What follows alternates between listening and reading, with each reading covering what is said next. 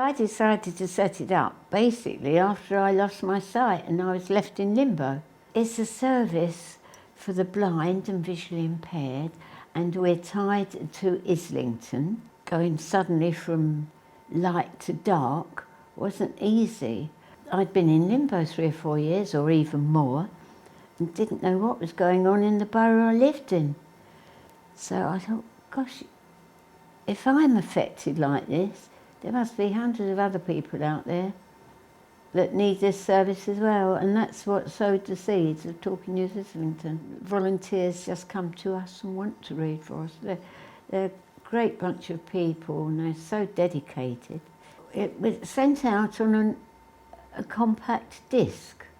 So tonight we're going to record the 101st edition.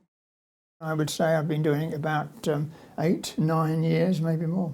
I think it gives everyone a chance of getting a sort of cross-section of news, and not just news, but articles and information which the blind person wouldn't be aware of or wouldn't see anymore, rather than asking for someone to read it for them and so on. It's their newspaper, if you like.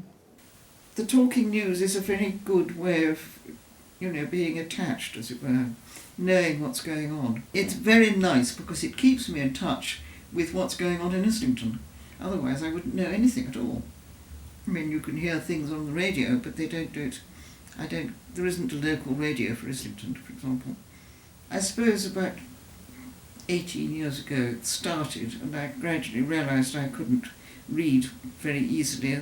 And because I'm an artist, I realised I couldn't draw anymore, and I found that immensely frustrating. And I can't go to exhibitions, really. I can't see what I'm looking at. And that's unbelievably frustrating. And I used to work as a landscape architect, and I found even doing my own garden is difficult. It does impact. It impacts on your independence. And I have to think twice before I do things. Which way am I going along this road? Am I going along that one? Or sometimes I get lost.